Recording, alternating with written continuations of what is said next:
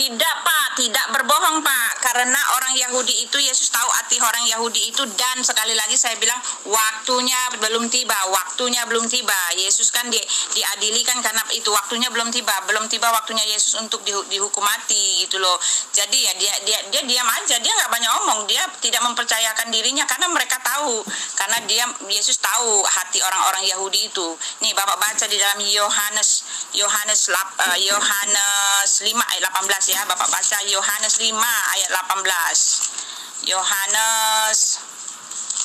Yohanes 5 tuh, orang-orang Yahudi tuh memang mau membunuh dia loh Pak, membunuh. Kalau orang membunuh ya naluri dong, biar bagaimanapun naluri. Yesus itu manusia, Yesus punya naluri manusia loh, kodrat manusia. Orang yang mau manusia,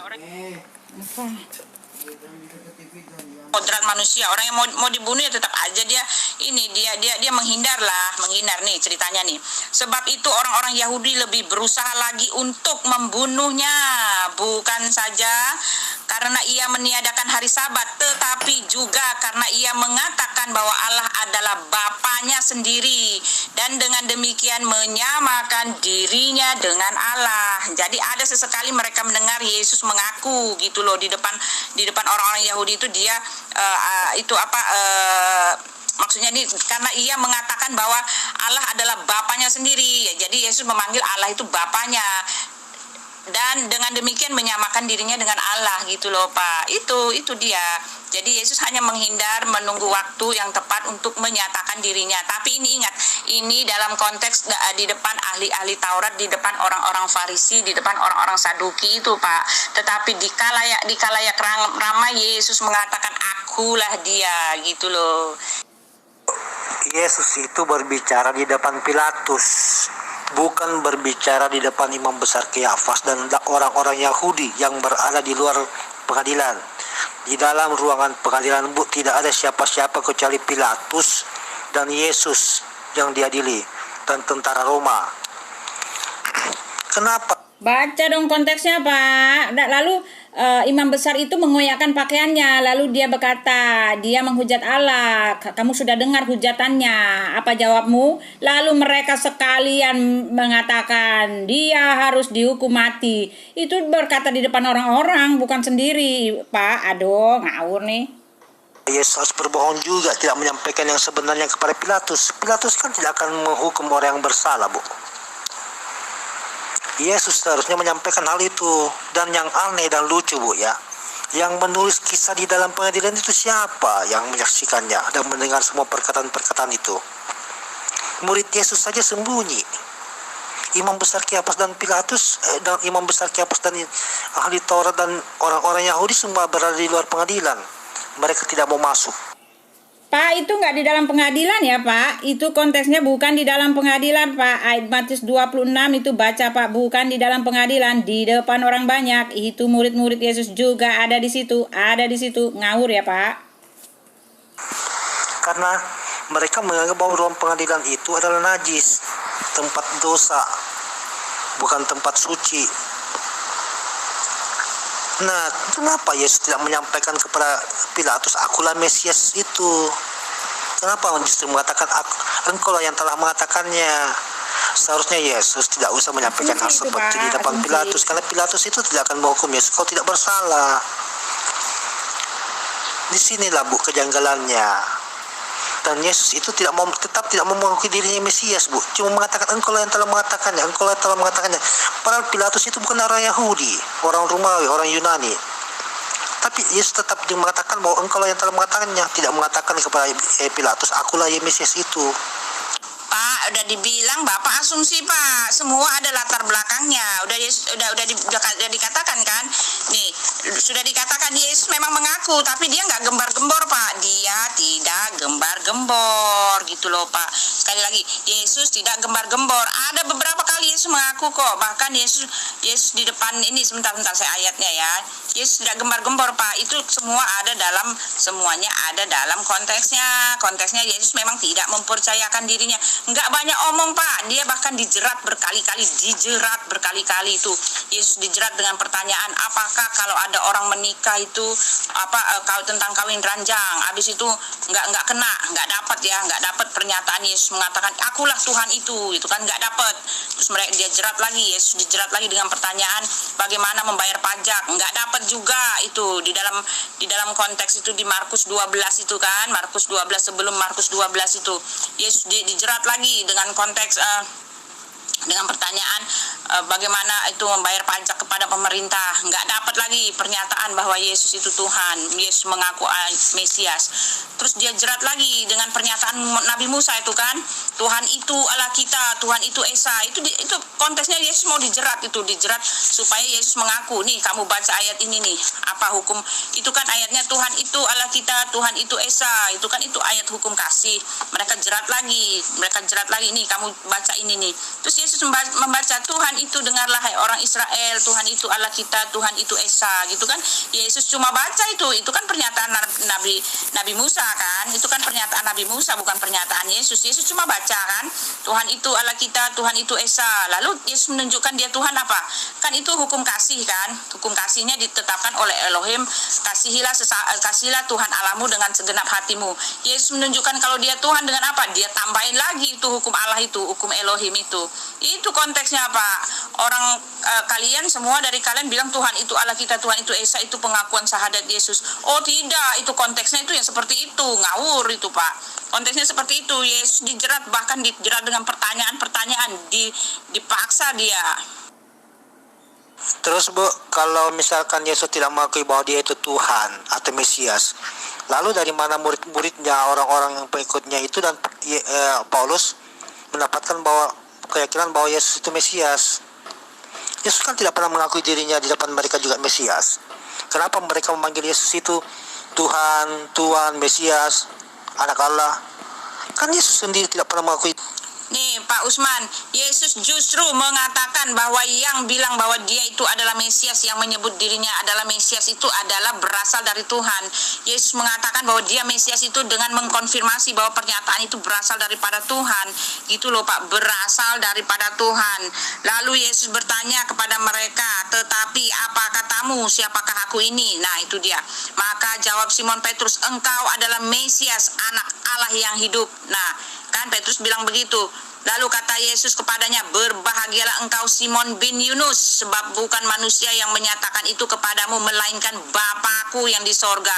Tuh masa Bapak bilang Yesus nggak menolak dibilang anak Allah. Itu loh, yang ngomong begitu justru diteguhkan oleh Yesus, itu Bapakku yang di sorga, Bapaknya yang di sorga, Elohim yang di sorga yang mengatakan itu lewat mulutnya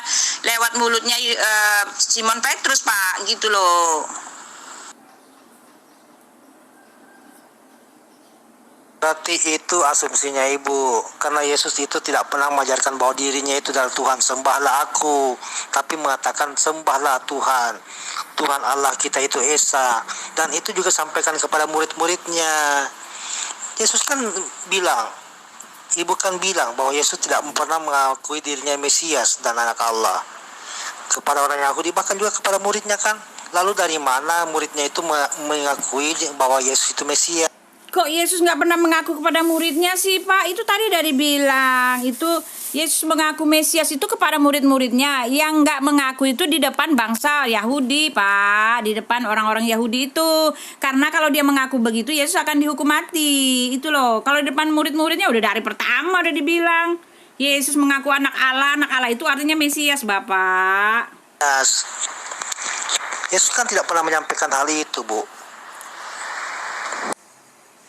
Usman, nih setelah itu di dalam Matius 16 ayat 16 tadi yang nih saya baca ya kalimatnya yang jelas ya.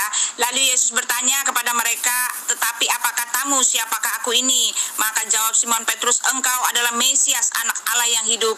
Kata Yesus kepadanya, berbahagialah engkau Simon bin Yunus, sebab bukan manusia yang menyatakan itu kepadamu, melainkan Bapakku yang di sorga.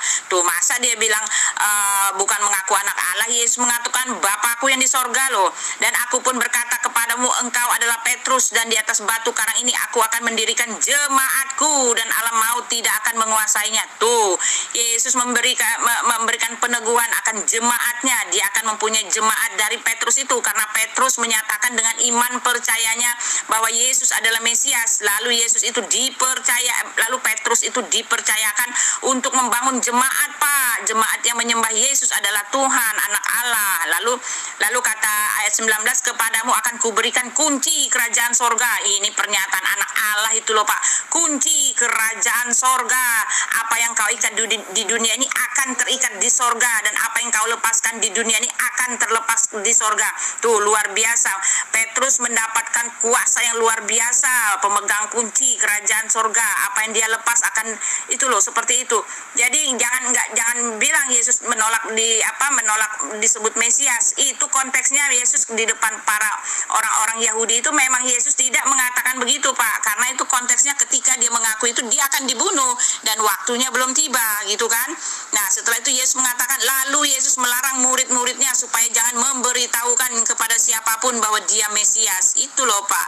Yesus melarangnya, tetapi Yesus mengaku, tapi jangan disebar-sebar, jangan digembar-gembor, karena itu kata Mesias, anak Allah itu sakral, nggak sembarangan, bisa langsung dibunuh padahal waktu Yesus belum tiba. Itu loh konteksnya. Kok nggak bilang kepada muridnya, Pak? Itu tadi saya bilang nggak dilihat ya, nggak didengar ya scroll saya. Justru Yesus mengatakan, Petrus bilang engkau adalah Mesias, anak Allah. Justru Yesus mengatakan yang bilang itu adalah Bapakku. Yesus meneguhkan itu loh, Pak. Pak, ini nih dia nih ayat-ayat bukti, ayat dalil yang sah yang tidak bisa Bapak ganggu gugat. Ini adalah bukti yang sah yang berlaku tetap ya, tidak bisa digugat. Ini adalah bukti yang valid ya.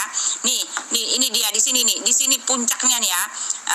Di dalam Yohanes 10 ayat 24, maka orang-orang Yahudi nih dari sini, dan Yesus berjalan-jalan di bait Allah di Serambi Salomo, ayat 23 tuh, Yohanes 10 ayat 23.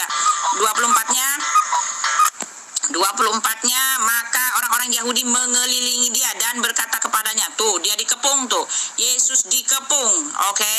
Mereka tuh penasaran, berapa lama lagi engkau membiarkan kami hidup dalam kebimbangan, oke, kata orang Yahudi itu. Jikalau engkau Mesias, katakanlah terus terang kepada kami. Jadi kalau kamu Mesias, anak Allah, kamu katakan terus terang kepada kami. Apa jawab Yesus dalam 25? Jawab Yesus kepada mereka, aku telah mengatakannya kepadamu. Nah, itu kan Yesus bilang, gua udah bilang, gitu kan. Tetapi kamu tidak percaya, oke? Kamu nggak percaya. Lalu kata Yesus, pekerjaan yang kulakukan dalam Bapakku itulah yang memberikan kesaksian tentang aku. Tuh, jelas sekali.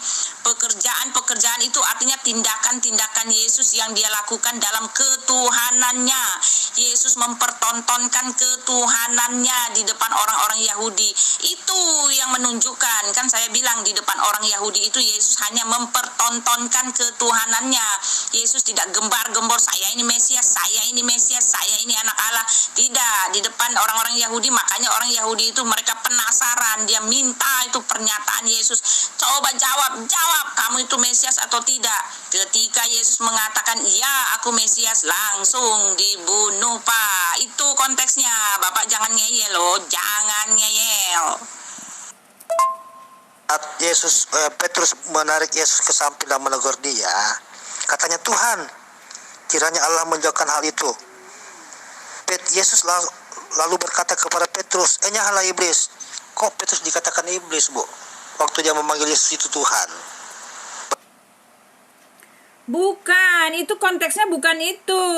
Konteksnya itu, Pak, Yesus sedang memberitakan bahwa dia akan mati dibunuh. Nah, Petrus menyangkal itu, Tuhan jangan, lalulah itu daripadamu. Itu dikatakan iblis, Yesus katakan Petrus itu iblis, karena itu berdasarkan dari iblis. Karena kehendak Tuhan, justru Yesus datang akan untuk menjadi penebus, untuk mati di kayu salib itu. Itu loh, Pak, konteksnya. Bapak salah itu, dalilnya salah, Pak. Jadi intinya ini Yesus ini mengerjakan pekerjaan Tuhan atau Yesus ini mengerjakan pekerjaan seorang nabi. Perbedaan mengerjakan pekerjaan Tuhan dan sebagai nabi itu di mana, Bu? Jika Yesus itu juga Tuhan, Yesus itu juga nabi. Apa yang disampaikan oleh Petrus kepada Yesus bahwa dia itulah Mesias dan Bapa lah yang menyatakannya itu kepadanya. Itu dalam menyatakan dalam penyampaian seperti apa, Bu?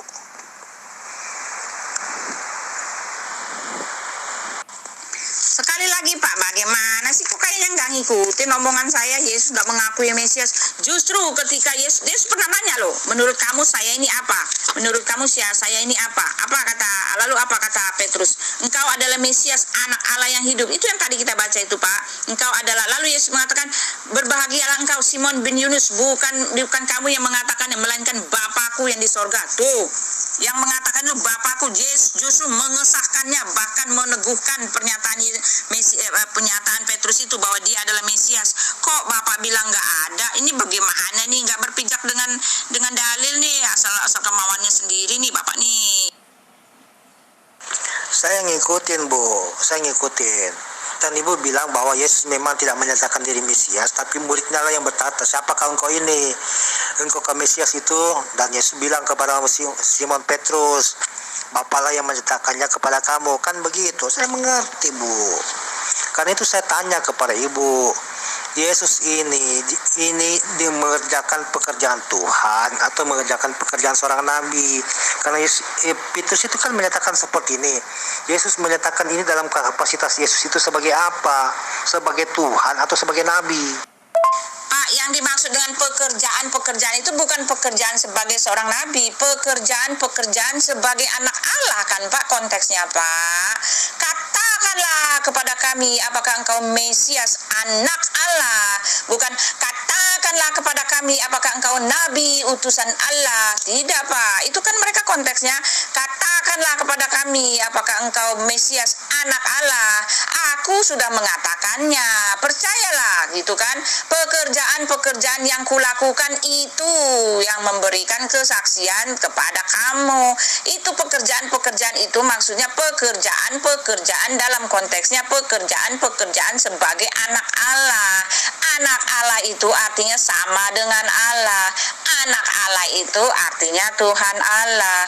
Anak Allah itu artinya Allah sendiri. Jadi pekerjaan ketuhanan yang kulakukan di depan matamu itu, Yesus melakukan mukjizat besar yang tak ada tandingnya. Dia memanggil orang mati itu bangkit begitu saja. Yesus meredakan angin ribut. Iblis takut dan gemetar kepada Yesus di depan orang-orang. Iblis mengatakan, ya anak Allah, tangguhkanlah apa urusanmu kepadaku, ya anak Allah yang maha tinggi. Kata iblis teriak-teriak, waktuku belum tiba. Nah, waktu iblis mengatakan waktuku belum tiba tuh waktu pelemparannya ke neraka belum tiba, jangan ganggu-ganggu gua, kata iblis kan. Itu pekerjaan ketuhanan gitu loh. Dan Yesus Yesus menerima sembah sujud manusia. Siapa yang menyembah dia, siapa yang datang menyembah sujud kepada Yesus terima. Oh, nabi tidak berkuasa atau situ Pak, tak ada satupun nabi yang berani mendahului Tuhannya menerima sembah sujud.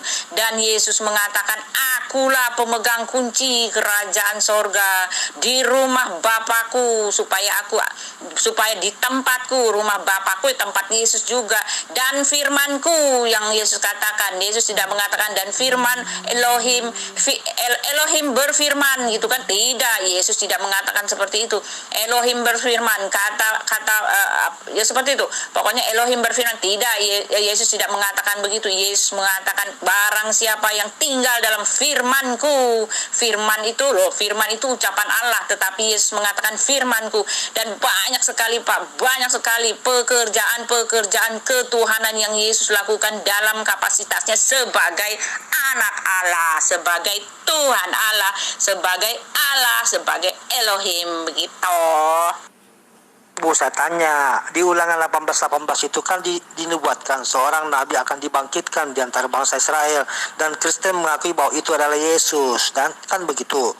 Lalu ketika ibu mengatakan bahwa anak Allah itu bukan pekerjaan sebagai kapasitas seorang nabi, lalu sebagai nabi itu siapa Bu yang dibangkitkan di Ulangan 18:18 itu? Kalau memang Yesus itu juga nabi, juga Tuhan dan segalanya, kapasitas Yesus dalam mengerjakan pekerjaannya ini sebagai pekerjaan apa? Pekerjaan Tuhan apa pekerjaan seorang nabi? Itu yang saya tanyakan kepada ibu. Karena ibu kan sudah mengatakan bahwa Yesus itu memang tidak mengakui dirinya Mesias, tapi muridnya mengatakan engkaukah Mesias itu, dan Yesus cuma menyampaikan Bapalah yang mengatakannya kepadamu. Artinya Simon Petrus itu berkata atas kehendaknya Bapa kan? Saya mengerti Bu apa yang ibu bilang. Kan itu saya bertanya kepada ibu, anak Allah ini sebagai kapasitas sebagai apa? Tuhan apa nabi?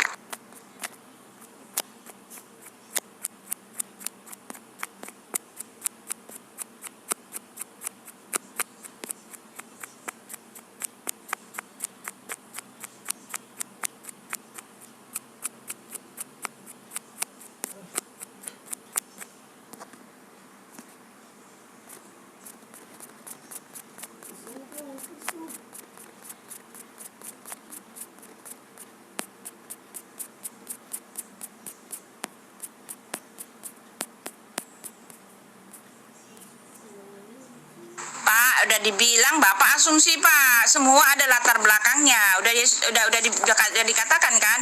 Nih, sekali lagi Pak, bagaimana sih kok kayaknya nggak ngikutin omongan saya? Yesus nggak mengakui Mesias.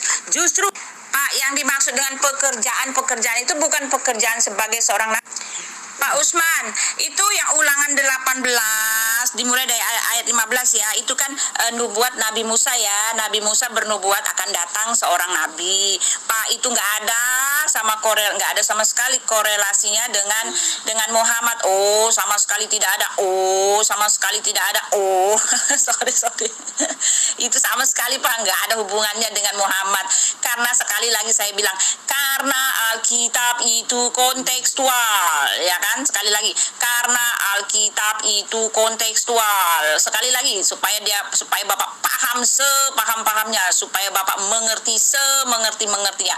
Karena Alkitab itu kontekstual Pak. Itu ayat-ayat yang keluar dalam Alkitab itu semua berdasarkan latar belakang kronologis cerita dan ayat cerita dan penyebab kenapa ayat itu diucapkan gitu loh. Kenapa ayat itu diucapkan. Di dalam Yohanes 18 ayat 15 itu Nabi Musa gitu kan. Nabi Musa menubuatkan seorang nabi ya, nabi menubuatkan nabi. Tetapi ingat Pak, nabi yang di situ adalah konteksnya adalah Allah atau Elohim sendiri yang akan datang menjadi seorang nabi. Sekali lagi, nabi yang dinubuatkan oleh Musa itu adalah Elohim yang akan datang menjadi seorang nabi. Itulah yang dinubuatkan oleh Musa. Jadi tidak ada hubungannya dengan, sekali lagi, tidak ada hubungannya dengan Muhammad. Jadi jelas walaupun Yesus datang dalam kapasitasnya seorang nabi sesuai dengan yang dinubuatkan oleh Musa, tetapi kan esensinya adalah Yesus itu adalah Elohim sendiri. Karena Musa menubuatkan seorang nabi yang berasal daripada Elohim sendiri. Karena apa Pak? Karena itu Bapak baca di dalam ayatnya yang ke-16. Ini kan ayat 15 bilang gini, seorang nabi dari tengah-tengahmu, dari saudara-saudaramu sama seperti aku akan dibangkitkan bagimu oleh Tuhan Allahmu. Dialah yang harus kamu dengarkan. Oke, nabi itu nabi. Tepat seperti yang kamu minta dahulu. Nah, ini kuncinya ayat 16. Tepat seperti yang kamu minta dahulu kepada Tuhan Allahmu di Gunung Horeb, gitu kan?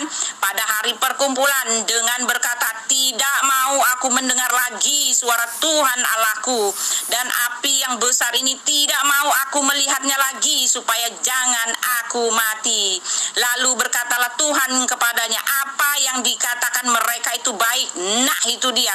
Itu keterangannya. Jadi konteksnya itu Pak, pada waktu bangsa Israel itu didatangi oleh Elohim itu ada 3 kali kalau nggak salah, didatangi oleh Elohim itu mereka pada mati Pak. Nah, itu kejadian yang paling besar itu di Gunung Sinai. Ini berhubungan dengan kejadian di Gunung Sinai yang dikatakan di perkumpulan minta dahulu kepada Tuhan Allahmu di Gunung Horeb. Nah, itu Gunung Horeb itu Gunung Sinai Pak, di mana waktu Elohim datang pada mati. Nah, orang-orang Israel itu minta, Tuhan tolong supaya kalau kamu datang itu berilah supaya kami bicara seperti seorang nabi aja. Kalau kamu sendiri yang datang akan membuat kami mati. Itu Pak, itu konteksnya. Jadi Elohim memenuhi permintaan bangsa Israel itu. Kalau dia menyatakan diri tidak membuat mereka mati. Makanya Elohim datang dalam wujud seorang nabi, dan itu dinubuatkan oleh Musa. Jadi nabi, perkataan-perkataan sebagai nabi untuk Yesus itu nabi yang kapasitasnya adalah Tuhan sendiri, Elohim sendiri, gitu loh.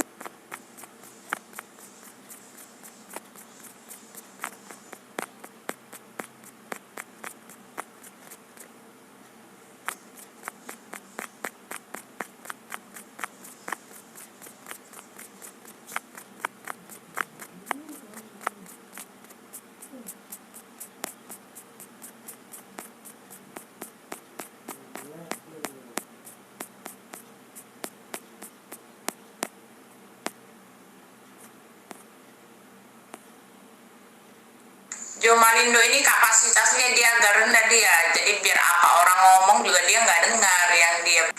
Kok nggak bilang kepada muridnya, Pak? Itu tadi saya bilang nggak di. Pak, yang dimaksud dengan pekerjaan itu bukan pekerjaan sebagai seorang nabi, pekerjaan sebagai anak.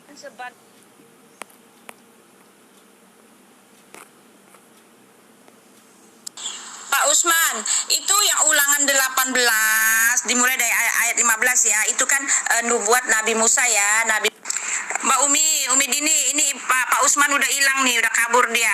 Mbak Umi, anak Allah itu Pak Usman, itu yang Ulangan 18 dimulai dari ayat 15 ya, itu kan nubuat Nabi Musa ya, Nabi Musa bernubuat akan datang seorang nabi. Pak, itu nggak ada sama sekali korelasinya dengan Muhammad. Oh, sama sekali tidak ada. Oh, sama sekali tidak ada. Oh, sorry. Itu sama sekali, Pak. Mbak Umi Dini, ini Pak Usman udah hilang nih, udah kabur dia. Mbak Umi, anak Allah itu untuk anak Allah buat Yesus itu Mesias, Ibu. Perhatikanlah, Mesias, anak Allah buat Yesus itu Mesias, bukan anak Allah seperti kita. Kita ini juga bisa disebut anak Allah. Ada dua kategori, Ibu, kata anak Allah itu. Pertama, anak Allah itu adalah artinya umat Allah, ciptaan Allah, orang yang percaya kepada Allah. Itu ditulis huruf kecil dalam Alkitab. Lalu kata anak Allah buat Yesus itu adalah Mesias yang sesuai dengan kitab Perjanjian Lama, gitu loh. Mesias yang artinya Tuhan Allah yang menjadi manusia. Ingat loh, Alkitab Perjanjian Lama itu menubuatkan Yesus. Apa yang terjadi pada Yesus itu sesuai dengan nubuat daripada Nabi. Alkitab anak Allah itu, kalau untuk Yesus itu hanya singkatan, Bu. Berasal dari kata anak tunggal Bapa. Itu yang ditulis oleh Rasul Yohanes, itu artinya anak tunggal Bapa itu artinya Allah atau firman itu telah menjadi manusia, dan firman itu telah diam di antara kita. Yohanes 1 ayat 14 itu berasal dari kata anak tunggal Bapa yang disingkat menjadi anak Allah. Yesus itu banyak sebutannya, Bu, bukan cuma anak Allah. Yesus itu sebutannya anak manusia, anak domba Allah, anak tunggal Bapa dan anak Allah.